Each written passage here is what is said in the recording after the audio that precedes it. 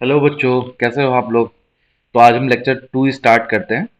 और लेक्चर 2 में जैसे कि लास्ट लेक्चर में हमने देखा ideal voltage source, current source के बारे में, डिपेंडेंट सोर्स देखे, इंडिपेंडेंट सोर्स देखे, आर एल और सी एम एलिमेंट्स के बारे में देखा। हमने डिस्कस किया, आपने वो वीडियो देखा होगा। और अगर कोई डाउट हो तो आप बता सकते हो उस पर। तो आज हम स्टार्ट करते हैं नेटवर्क सॉल्यूशन मेथड, जिसमें KCL KVL nodal mesh analysis के बारे में स्टार्ट करते हैं। ठीक है। तो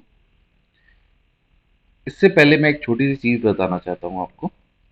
जैसे हमने रेजिस्टेंस देखा था ना, हमने रेजिस्टेंस देखा था, इंडक्टेंस देखा था और कैपेसिटेंस देखा था, एम देखा था। ये चार चीजें हमने देखी थी। इनके वोल्टेज, इन सब में वोल्टेज और करंट ये एलिमेंट थे।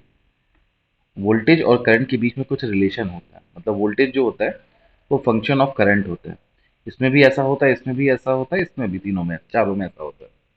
तो वो कैसे वेरी करते हैं, उसको जानने के लिए हमको सबसे पहले जो बेसिक है उसका वो जानना पड़ता है, दैट इज ओम्स। ठीक है। ओम्स लॉ आपने पढ़ा होगा, बीटेक में पढ़ा होगा, ट्वेल्थ में पढ़ा होगा। तो ओम्स लॉ बेसिकली आपने पढ़ा होगा, V equals to I R, सब जानते हैं। लेकिन ये V equals to I R always true नहीं होता है।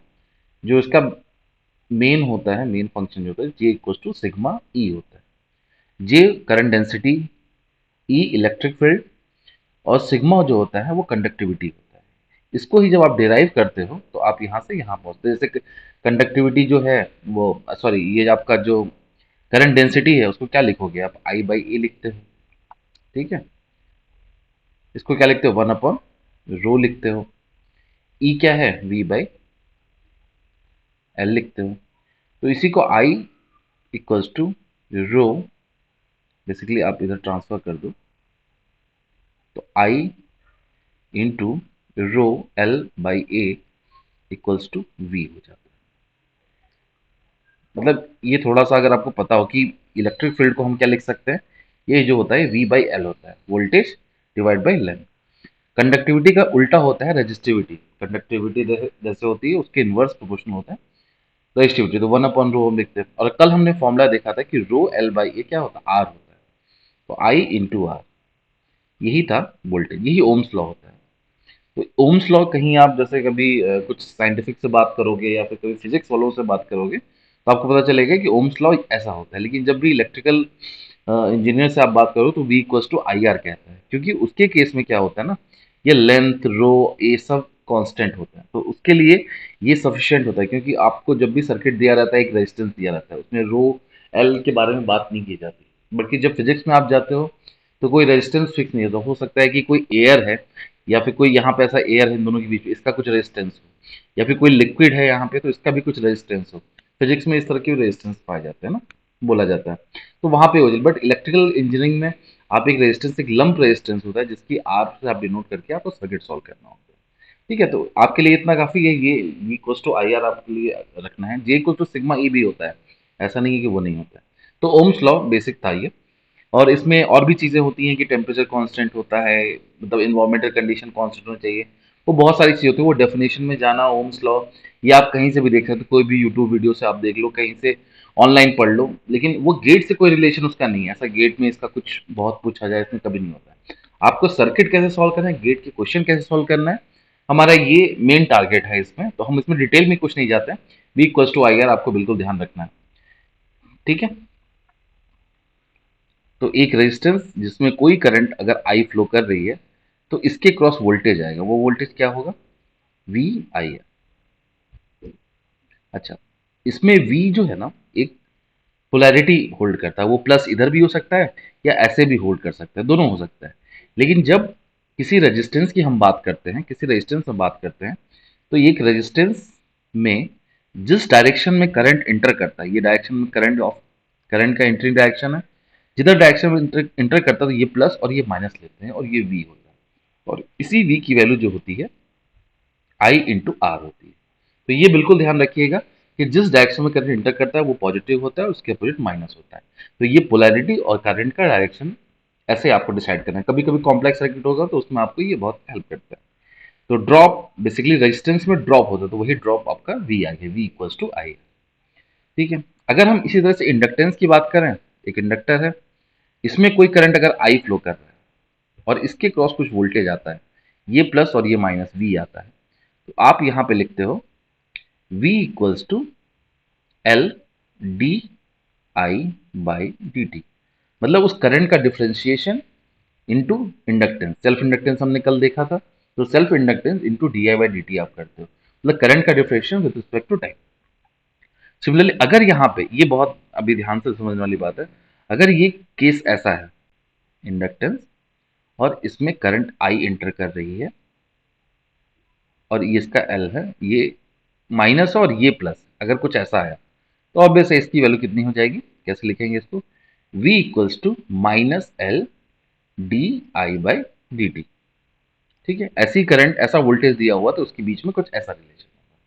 ठीक है, गेट में एक बार इस पर क्वेश्चन आया था, दो केस उसने बना के दिए थे, तो आप इसको ध्यान से रखिए कि L D I by D T और माइनस डी, माइनस कब आएगा, जब अपोजिट साइन होगा, करंट जिस डायरेक्शन में इंटर कर रही है वो प्लस नहीं है माइनस है, तो आपका ऐसा आएगा, अदरवाइज ऐसा आएगा।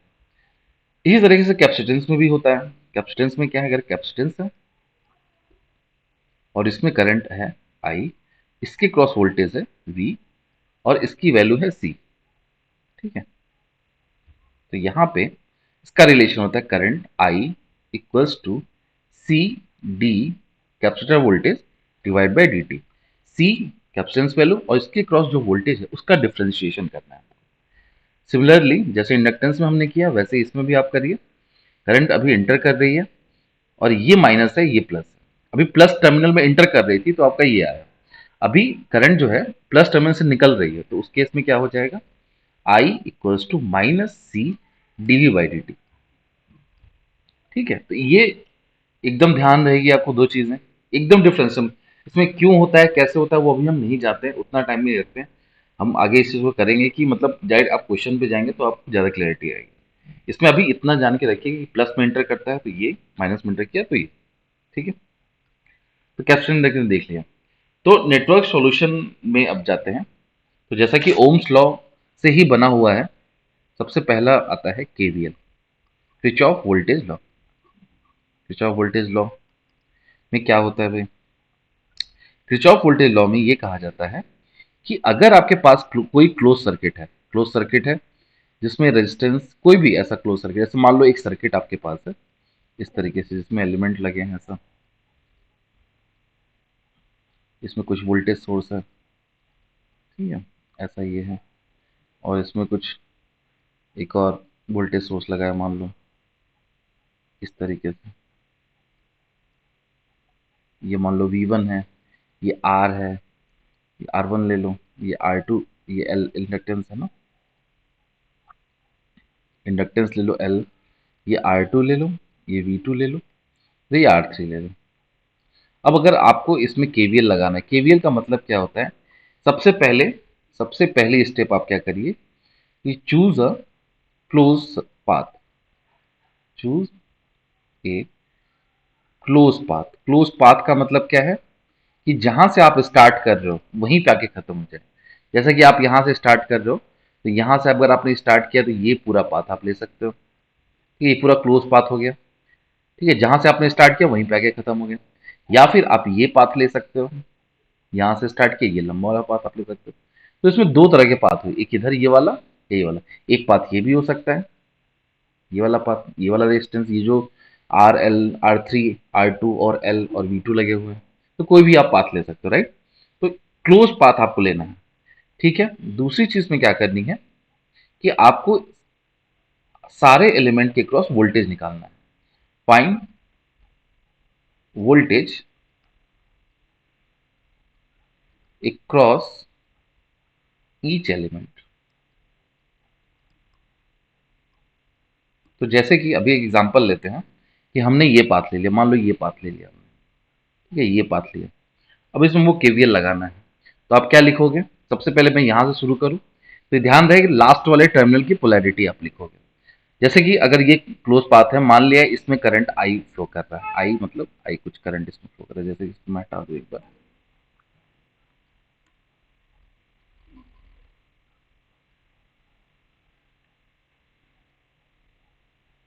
इसमें करंट फ्लो कर रही है, लेट सपोज करंट I1 ले लो, इसमें I1, इसमें I2 और इसमें I3, मान लो ऐसी करंट फ्लो कर रही है। तो अभी जैसे मैंने आपको बताया केवीएल आप लगाते हो, तो जैसे कि ये आपको ये तो प्लस है, अभी यहाँ पे वोल्टेज, इसके क्रॉस वोल्टेज क्या आएगा, जैसे करंट इसमें एंटर कर रही है तो ये प्लस इंटू माइनस, और इसकी वैल्यू क्या हो जाएगी I R1, मतलब I1 R1, इसका रेजिस्टेंस और इसका वोल्ट, इसका करंट, और यहाँ पे भी करंट एंटर कर रही है तो ये प्लस माइनस, ये क्या आ जाएगा I3 इंटू आर था या R3 था, जो भी वैल्यू है इस रेजिस्टेंस की। अब इस क्लोज लूप में हमें जाना है तो हम क्या लिखेंगे, इसकी बाद वाली चीज क्या लिखेंगे, V1 प्लस V1, बेसिकली ऐसा लिखो, plus V1 minus I1 R1 minus I3 R, I think R3 हमने लिया था इसको, तो R3 ले लो, I3 R3 इक्वल्स टू 0। ठीक है, इसमें आपने हर एलिमेंट के क्रॉस वोल्टेज फाइंड आउट के लिए तीसरा स्टेप हमने जो कर दिया कि sum of all voltages equals to 0। आपको सारे वोल्टेज का सम निकाल के उसको 0 कर देना है। अगर आई नंबर ऑफ एलिमेंट है तो आप उसको स्टार्ट करोगे 1 से, जो भी एलिमेंट ले लोगे, एक एलिमेंट, दो एलिमेंट, तीन एलिमेंट है, उसका सम 0 कर दोगे। ठीक है, कई बार ऐसा भी होता है, इसको उल्टा भी आप ले सकते हैं, कोई भी क्लोज पाथ, डायरेक्शन की बात नहीं है, आप क्लॉकवाइज जाओ, एंटी क्लॉकवाइज जाए, कैसे भी जाओ, बस ध्यान रहे करंट रेजिस्टेंस वोल्टेज आपका डिफाइन पहले होना चाहिए। अगर मैं इसको उल्टा लिखता हूं तो क्या लिखूंगा, कि मैं इधर से शुरू किया तो क्या लिखूंगा, plus I3 into R3 plus I1 into R1 और माइनस V1। तो दोनों बात सेम है, आप इसको इधर ट्रांसफर कर दो, यही चीज आएगी, दोनों सेम ही है। ठीक है, तो ऐसे केवीएल किरचॉफ वोल्टेज लॉ यही कहता है कि किसी भी क्लोज पाथ में आपको हर एक एलिमेंट के क्रॉस वोल्टेज निकालना है, उसका सम करना है, वो सम हमेशा 0 आएगा।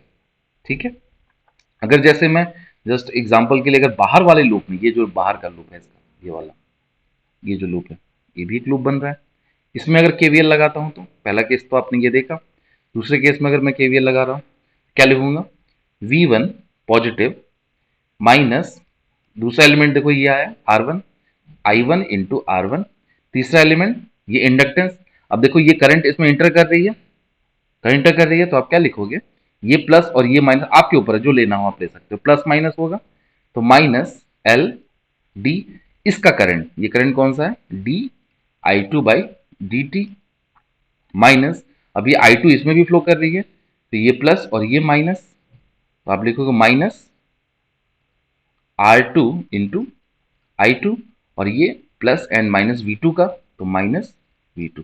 जो लास्ट में आप उसको लिखोगे, लास्ट में मतलब ये वाली लास्ट में, ये जैसे ये प्लस लिया, इसका माइनस लिया, इसका माइनस लिया, इसका माइनस लिया, इसका माइनस लिया, वो सारी माइनस वैल्यू को एक एक कन्वेंशन आप फॉलो करो, उस हिसाब से चलो। मैं जितना भी क्वेश्चन सॉल्व करूंगा, जिस भी तरीके से बताऊंगा, उसमें मैं यही कन्वेंशन फॉलो करने वाला हूँ, ये वाला, ना कि ये। ठीक है, ये वाला कन्वेंशन फॉलो करूंगा, ये वाला कन्वेंशन। तो अभी आप इसमें आराम से लिख सको केवीएल केसीएल के लिए, इसमें कोई दिक्कत नहीं होगी।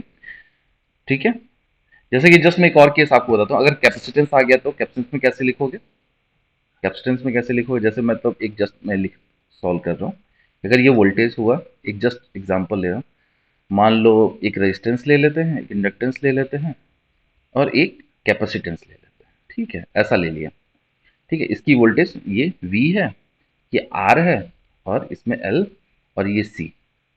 ओके, और इसमें हमने करंट ले लिया, जो कि करंट की वैल्यू लेट सपोज I है। अब इसमें वो केवीएल लगाना है, तो इसमें केवीएल जैसे लगाओगे क्या लिखोगे, सबसे पहले चीज, ये करंट इसमें जा रही है तो ये प्लस और ये माइनस, और इसकी वैल्यू कितनी हो जाएगी, I इंटू R। ठीक है, अब इसके यहाँ पे देखो तो क्या है, ये प्लस और ये माइनस, और यहाँ पे क्या आ जाएगा, V, चलो L मान लो, जिसकी वैल्यू क्या होगी, माइनस LdI/dt, अगर आपने ये लिया हुआ है तो। ठीक है,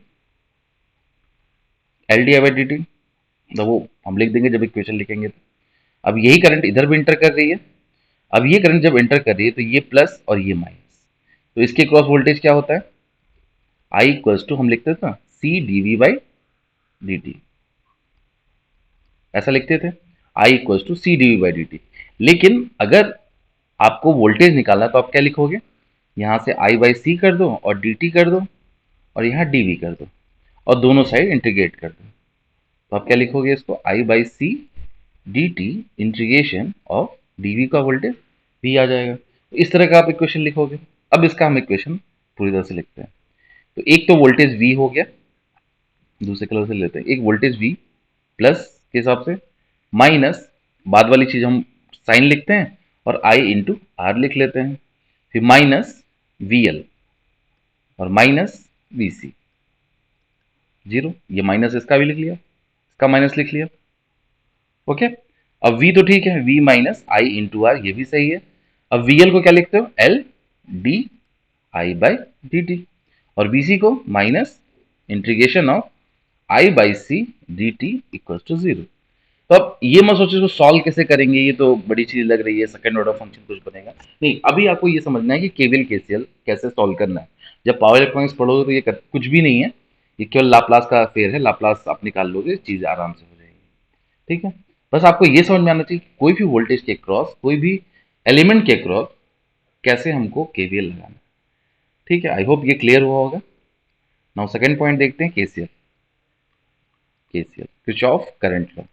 इसमें क्या होता है, सिंपल सा कोई पॉइंट आप ले, कोई भी नोड ले लीजिए, इसमें कोई भी नोड के क्रॉस कोई भी करंट है, ऐसा बहुत सारे करंट है, कोई करंट निकल रहा है, कोई करंट आ रहा है, तो ऐसे करंट आपका किसी नोड के क्रॉस जा रहा है।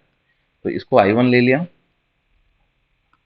जैसे जस्ट फॉर एग्जांपल 2 3 4 5 ऐसा करंट ले लिया। तो इसमें क्या होता है, summation of all currents equals to zero. I जो है कोई भी नंबर ऑफ ब्रांचेस है, बेसिकली एक ब्रांच, दो ब्रांच, तीन ब्रांच, ऐसे करके वन से लेके जितनी नंबर ऑफ ब्रांचेस है उसका समेशन लोगे तो आपका ये जीरो आएगा। इसमें ध्यान रखने वाली बात ये है, जैसे अगर मैं इसको अप्लाई करूं तो आप डायरेक्शन एक लो, जैसे कि कोई भी एक चीज मान लो, आपके ऊपर है। जैसे कि अगर आप मान लो कि आउट गोइंग करंट, अभी करंट क्या आउट भी जा रही है, जैसे I3 बाहर जा रही है, I2 इस नोड में आ रही है। ठीक है, तो आपको कोई ना कोई कन्वेंशन लेना पड़ेगा, किसी को प्लस या किसी को माइनस मानना पड़ेगा। तो जैसे कि अभी हमने ये मान लिया कि आउट गोइंग जो करंट है उसको हम क्या लेंगे, प्लस। आप माइनस भी ले सकते हो, कुछ भी ले सकते हो, लेकिन ध्यान जरूर रखना कि अगर ये माइनस लेते हो तो इनकमिंग करंट, मतलब जो करंट आ रही है नोड के पास, इनकमिंग करंट को क्या करोगे, नेगेटिव लोगे। और इसको इसको अगर निगेटिव लेते हो तो इसको पॉजिटिव ले, जो भी आप ले सकते हो, इसमें कोई दिक्कत नहीं। एक को ऑब्वियस भी लग रही है ना, ऐसा देखो ना, एक करंट जा रही है तो दूसरी आ रही है, तो डायरेक्शन अपोजिट है, तो प्लस माइनस का फेयर है ना, इस तरीके से। जस्ट इसमें अगर मैं अप्लाई करूं, आउट गोइंग को और पॉजिटिव लो तो क्या लिखूंगा, I3 आउट गोइंग है, I4 आउट गोइंग है, I5 आउट गोइंग है, I1 भी आउट गोइंग है, लेकिन इनकमिंग है I2, इनका समेशन जीरो। ठीक है, अब इसका एप्लीकेशन क्या है, मतलब ये एकदम आपको क्लियर हो रहा होगा। इसका एप्लीकेशन क्या होता है, जैसे कि मान लो कि हमें इस क्वेश्चन में, इसी पॉइंट में हमें ये पता होता कि भाई I1 की वैल्यू 1 एम्पियर है, इसकी वैल्यू 2 एम्पियर है, इसकी वैल्यू 3 एम्पियर है, और इसकी वैल्यू 0 एम्पियर है, मतलब या 10 एम्पियर ले लो चलो। तो I4 कितना होगा, तो एप्लीकेशन क्या है कि आपके बहुत सारे ब्रांचेस हैं जिसमें आपको सारे ब्रांचेस का पता है, एक ब्रांच का पता नहीं है, तो आप जस्ट में पुट कर सकते हो वैल्यूज और you will get the answer, right.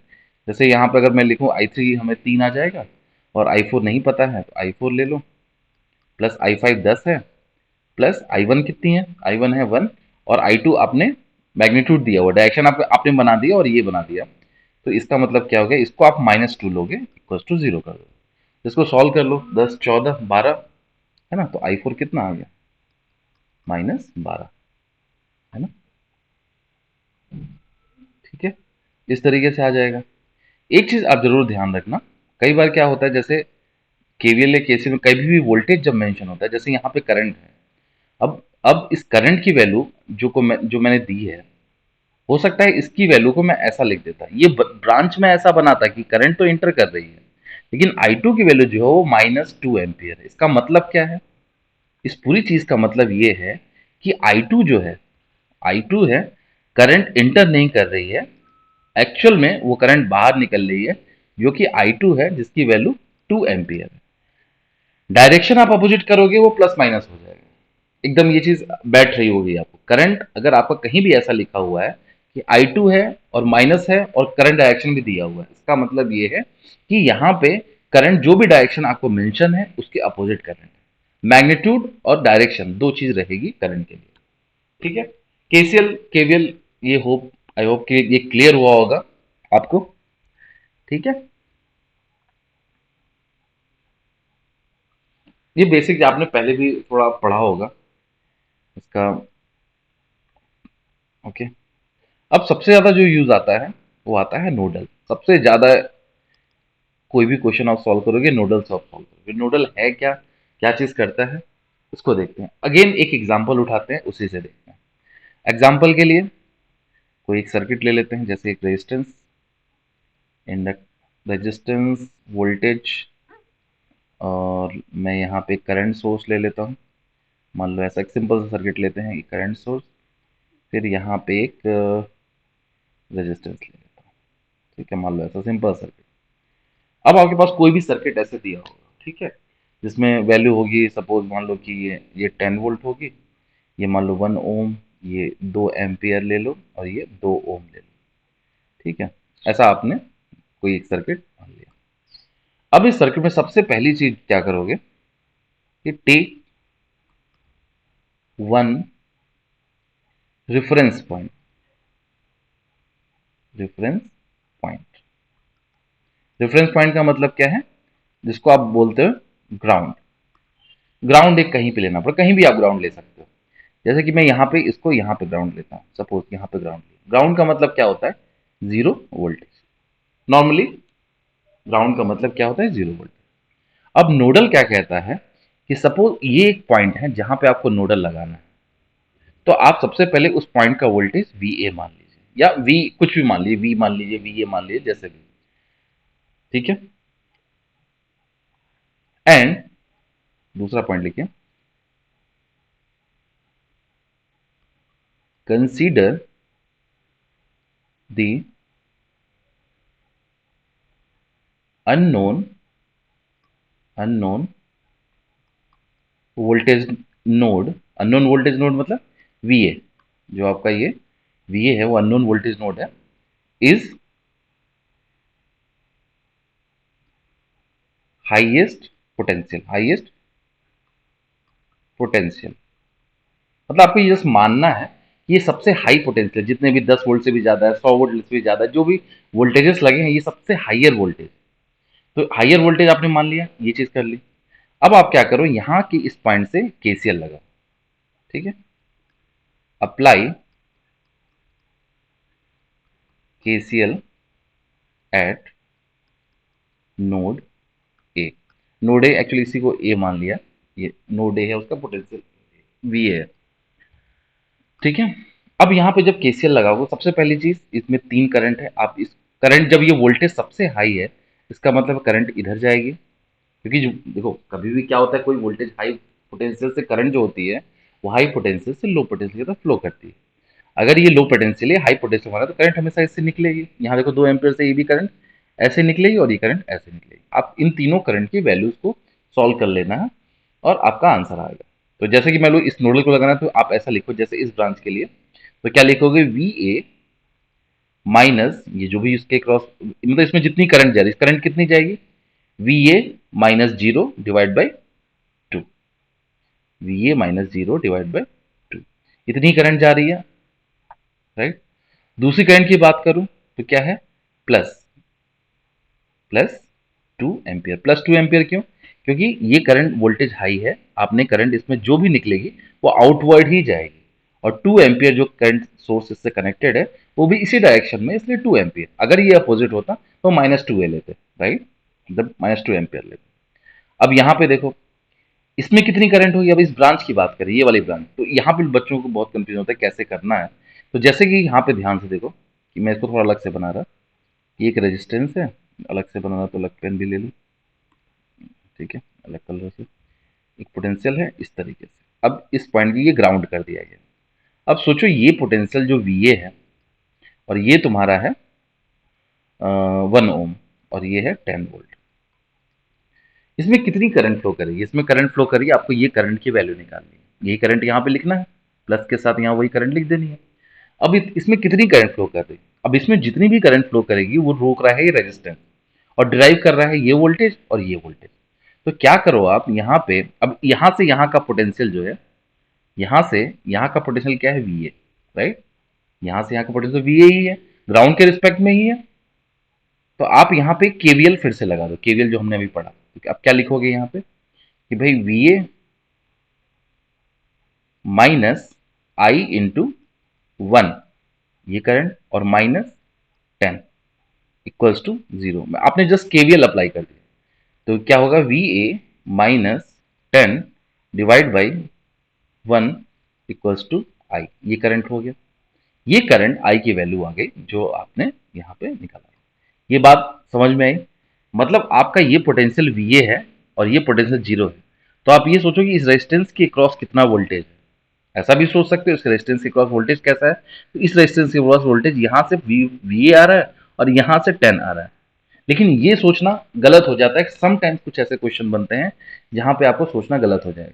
इसलिए मेरा आपसे रिकमेंडेशन ये है कि आप इस तरह से मत जाओ, आप ये केवीएल का सोचो कि केवीएल का इक्वेशन कैसे लगाना है, और we A minus 10 divide by इस तरीके से। ठीक है, तो आप यहाँ पे ये बात समझ में आएगी, इसको मैं हटाता हूँ।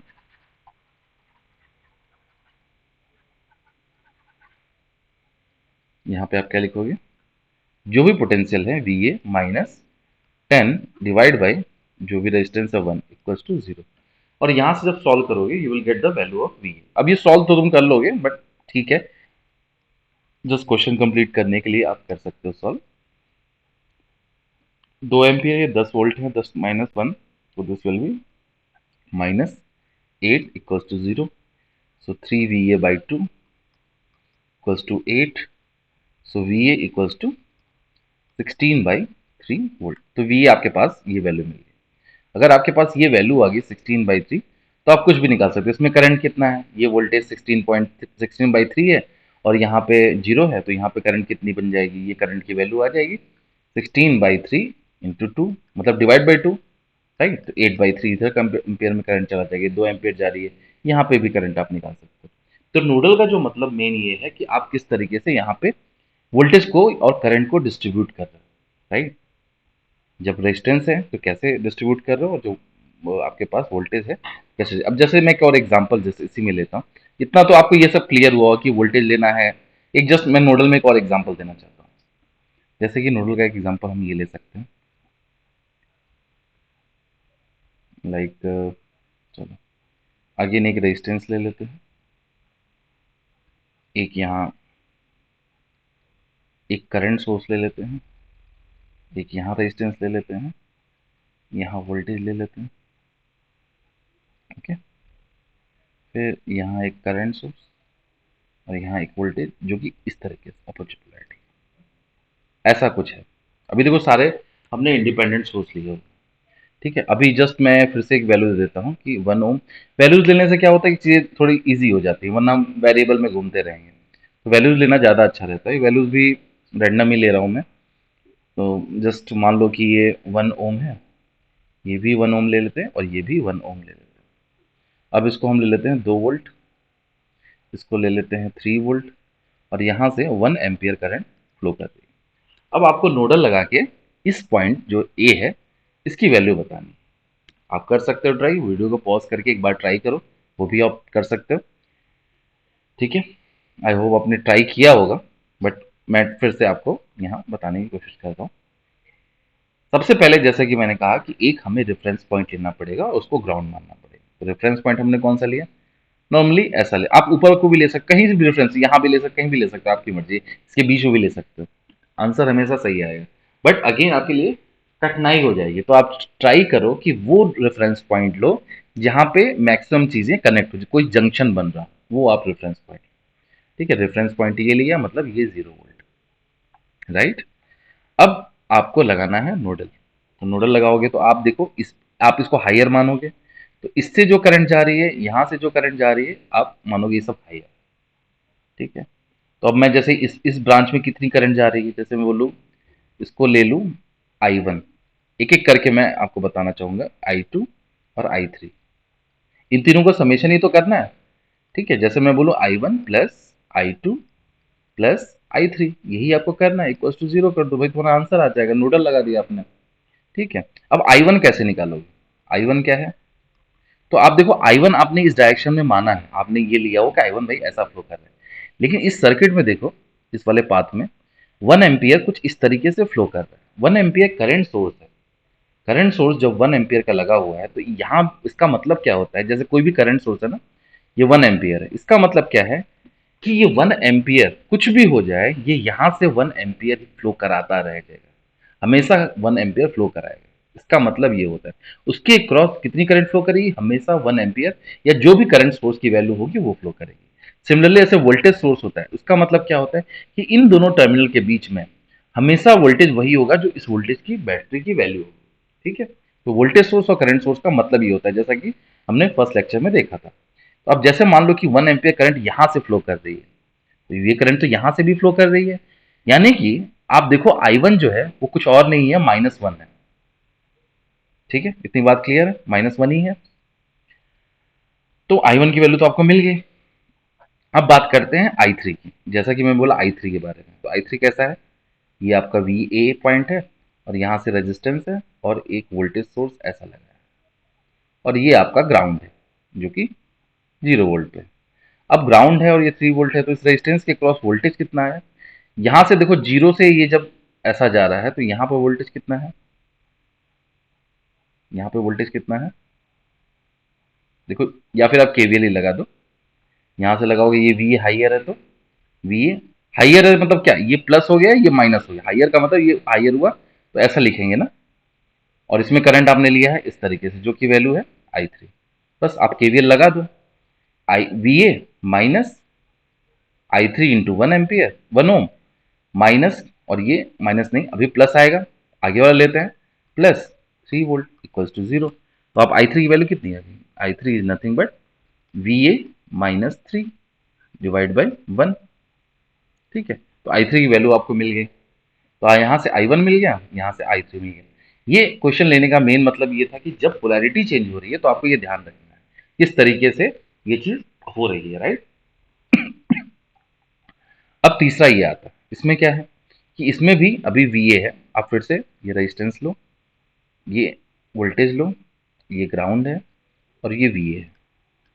आप फिर से अगर ये लूप लगा, लूप मानो मतलब ये ऐसा होगा ना, ये प्लस, ये माइनस, ये VA।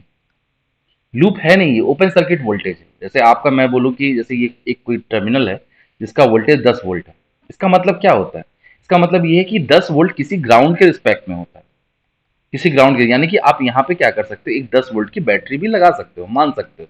कई बार आपको क्वेश्चन ऐसा ही मिलेगा कि ये 10 वोल्ट बनाए, तो 10 वोल्ट क्या है, 10 वोल्ट किसी चीज के रिस्पेक्ट में है, वो कौन सा है, वो ग्राउंड के रिस्पेक्ट में, ग्राउंड मतलब जो भी आपने ग्राउंड माना हो। तो वैसे ही यहाँ पे अगर VA आपने यहाँ का पोटेंशियल लिया हुआ है, तो VA is the potential with respect to ground, right. अब यहाँ पे क्या आ जाएगा, अगेन आप लिखोगे VA, और करंट हमने ऐसा लिया है जो कि I2 है, VA minus I2 into 1 minus, ये माइनस आ जाएगा कि माइनस इधर है, 2 equal to 0। So I2 is nothing but VA minus 2 divide by 1। तो आप इसको सॉल्व कर लोगे, you will get the answer. I1 की वैल्यू कितनी आएगी, -1 प्लस I2 की वैल्यू VA -2 प्लस I3 की value VA -3 equals to 0। Just solve करोगे तो 2VA और 2 3 5 1 6, 6 मतलब 6 इधर चला गया, तो VA की वैल्यू कितनी आ गई, 3 वोल्ट। इतनी बात समझ में आई? इस तरीके से आप इसका वोल्टेज निकाल दोगे। ठीक है, तो आई होप ये सब पॉइंट क्लियर होंगे।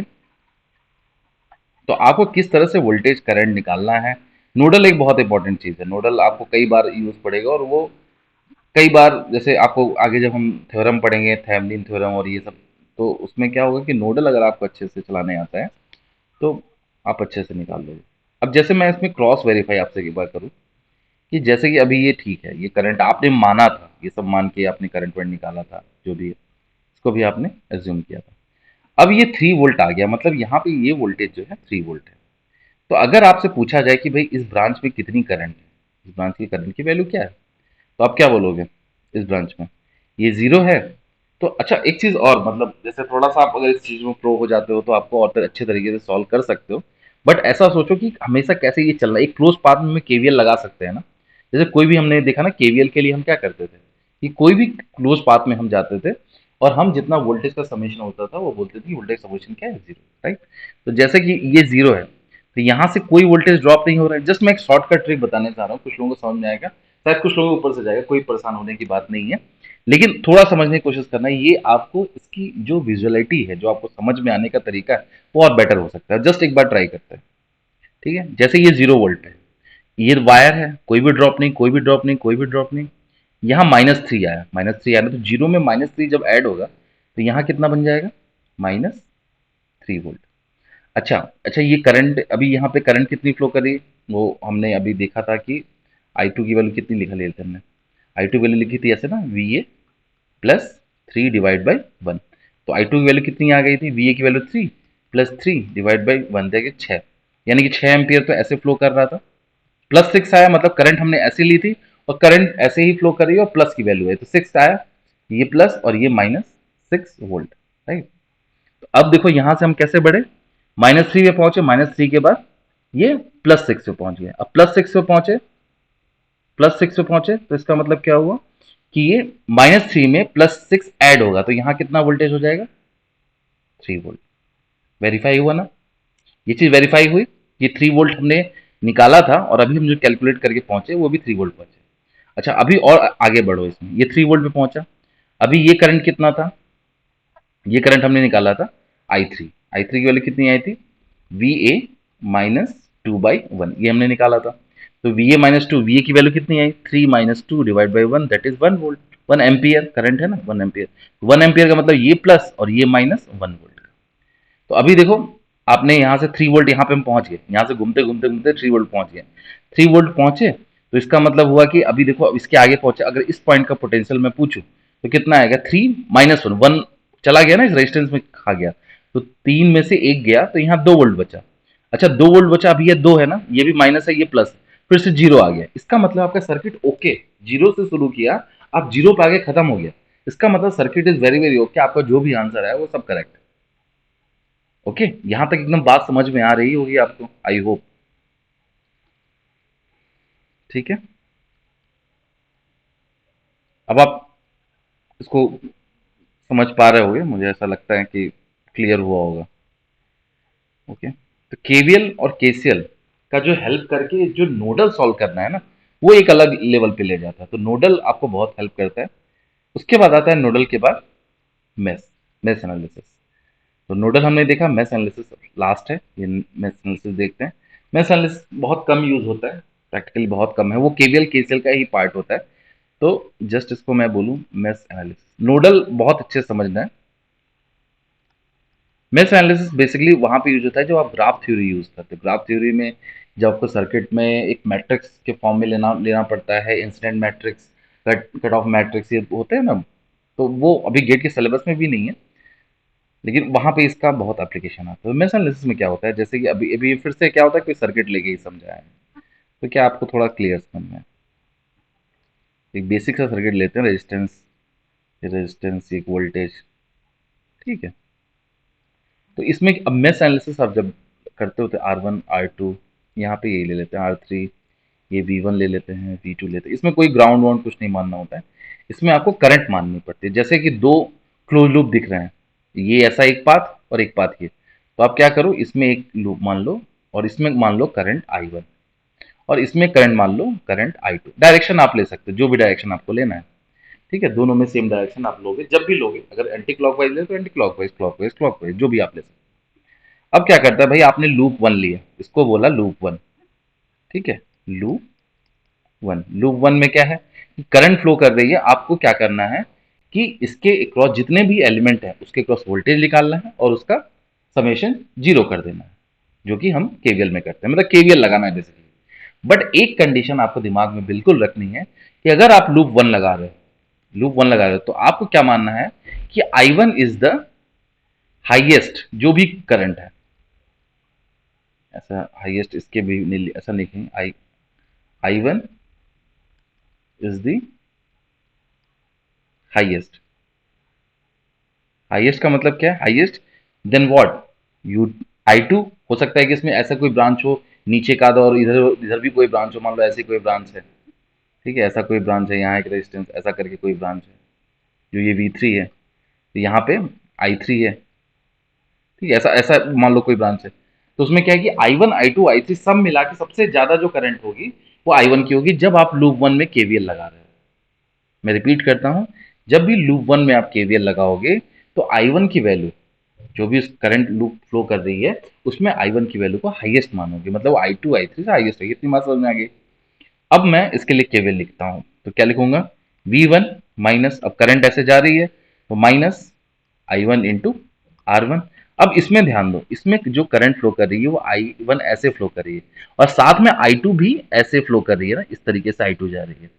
तो अगर रेजिस्टेंस 3 के क्रॉस की मैं बात करूं तो इसमें एक करंट इस तरीके से आ रही है जो कि वैल्यू है I1, और दूसरी करंट उसमें इस तरीके से फ्लो कर रही है I2। इसका मतलब है इसमें नेट करंट कितनी फ्लो कर रही है, I1 माइनस आई टू या I2 माइनस आई वन, दोनों हो सकती है। लेकिन आपने जब माना है लूप वन लिख रहे हो तो I1 को हाईएस्ट माना है, जैसे अभी यहाँ पे ये भी लिख सकते हो ना, I1 माइनस I2 या I2 माइनस I1, दोनों हो सकता है। लेकिन लूप वन के केस में ये वैलिड होगा क्योंकि आपने I1 को हाईएस्ट माना है। तो एक्चुअल में करंट ऊपर से नीचे जाएगी जो कि I1 के डायरेक्शन में होगी, राइट, क्योंकि I1 हाइयर है। तो हम यहाँ क्या लिखेंगे, I1 minus I2 into R3 equals to 0। ऐसे ही जब लूप टू आप लगाओ, लूप टू लगाओ, लूप टू में आप टू में क्या करोगे, फिर यही करो, ये वाली चीज लगाओगे तो आप क्या करो, सबसे पहले अभी ये करंट डायरेक्शन आपने ऐसा लिया है तो इसमें क्या, -V2, देखो ये प्लस है और ये माइनस, -V2 माइनस R3 जो है उसमें दो करंट है, एक I2 ऐसे जा रही है, I1 ऐसे जा रही है, बट अभी I2 माइनस I1 होगा क्योंकि आपने लूप टू के लिए सॉल्व करना है। लूप टू के लिए सॉल्व करना है तो I2 is greater than I1, जैसे यहां लिख भी देता हूं, I2 is greater than I1 and I3। ठीक है, ये current into R3 resistance minus, अब इसमें कौन सी करंट फ्लो करेगी, केवल R2, मतलब I2, तो I2 इंटू R2 टू 0। तो ये बात समझ में आ गई, इस तरह से केवीएल को आप सॉल्व करोगे। और जैसे कि तीन इक्वेशन आपकी बनेगी, तीसरा इस लूप को लिख लोगे और तीन इक्वेशन बनेगी, तीन अननोन रहेंगे, आप उसको मैट्रिक्स के फॉर्म में लिख के सॉल्व कर सकते हो। ओके, ठीक है, तो ये समटाइम्स ऐसा यूज आता है, बट ये केवीएल का ही पार्ट है, मतलब कोई मेश एनालिसिस, कोई अलग से ऐसा एनालिसिस नहीं है। बात समझ में, मेश में एक चीज होती है जिसको बोलते हैं सुपर मेश एनालिसिस, बस इसको थोड़ा सा समझने का है। सुपर मेश, सुपर मेश क्या है, एक तरीका होता है, जैसे कि अभी अभी हमने ये क्वेश्चन लिया था कि एक वोल्टेज सोर्स है और एक रेजिस्टेंस है, हमने वोल्टेज रेजिस्टेंस ही लिया, ऐसा ऐसा करके लिया था। तो भाई इसके क्रॉस वोल्टेज तो पता है भाई, चलो आई इंटू आर लिख लो, ये वोल्टेज बी होता है, ये आई इंटू आर लिख लो, वोल्टेज का समेशन आप कर लो, हो जाएगा। लेकिन अगर किसी वजह से यहाँ पे एक करंट सोर्स आ गया, करंट सोर्स आ गया, तो कैसे करोगे इसको, ये करंट आई है और यहाँ पे R1 है, और ये चलो V ले लो, ये R2 ले लो। अब इसमें आपको मान लो कि केवीएल लगाना है, केवीएल बेसिकली लगाना है, तो कुछ सुपर मेस जैसा कुछ नाम, बहुत नाम होता है बट इसका कुछ ऐसा अलग से कुछ नहीं है, बस तुम्हारा बेसिक कंसेप्ट होना चाहिए। बेसिक कंसेप्ट जो तुमको पता है वो क्या है, सबसे पहली चीज इस सर्किट को देख के क्या लग रहा है, इसमें करंट कितनी फ्लो कर रही है सर्किट में, मैं पूछूं R1 में कितनी करंट है, V2 के क्रॉस कितनी करंट है, R2 में कितनी करंट, तो ये तुमको बहुत बहुत अच्छे से क्लियर होना चाहिए, सबसे पहले दिमाग में क्लिक करनी चाहिए कि करंट सोर्स इस सब के साथ सीरीज में कनेक्टेड है। तो जो भी करंट सोर्स की में करंट की वैल्यू होगी वही इसमें भी करंट होगी, वही इसमें भी करंट होगी, क्योंकि ये जब भी सीरीज में कनेक्ट होता है इसका मतलब है कि ये करंट भी आई, ये करंट भी आई, और यहां से जो करंट जा रही है वो भी आई, क्योंकि इसको अंदर जो जाना है वो भी आई ही जाना है, सारी करंट सेम होती है सीरीज में। अब आप केवीएल लगाओ यहाँ पे, तो इसके लिए क्या लिखोगे, plus minus I into R1। इसके लिए तो आप प्लस माइनस, ये तो है ही, प्लस माइनस वोल्टेज आपको पता है, यहाँ पे ये प्लस और ये माइनस, जिसको लिखते हो आई इंटू R2।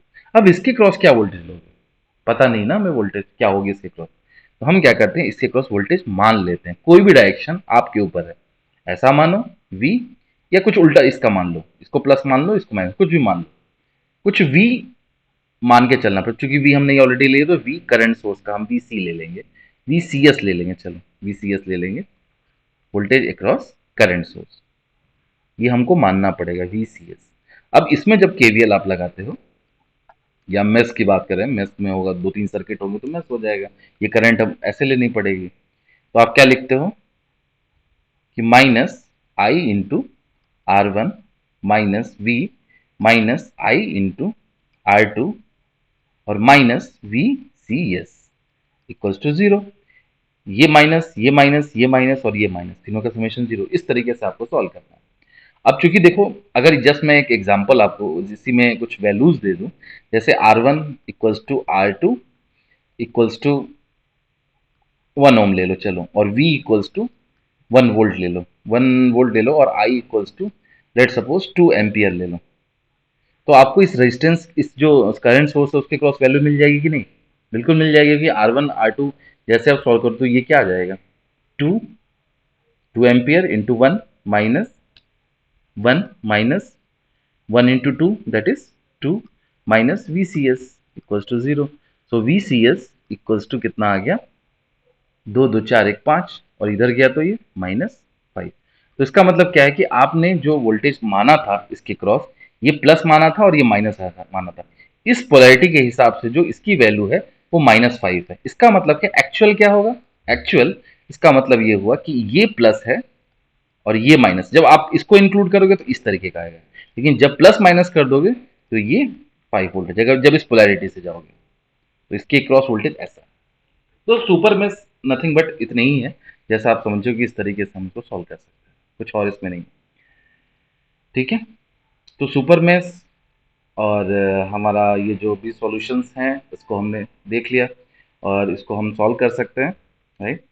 इतना इसमें क्या है कि जब जितने प्रैक्टिस करोगे ना उतना बेटर हो, उतने तरीके आपको पता चलेंगे कैसे कैसे सॉल्व करना है, कैसे कैसे। कई बार तुम देखोगे कि कई बार हमें नोडल और मेश लगाने की जरूरत ही नहीं पड़ी, हम बिना उसके भी सॉल्व कर लिए। तो ये तरीका होता है, राइट।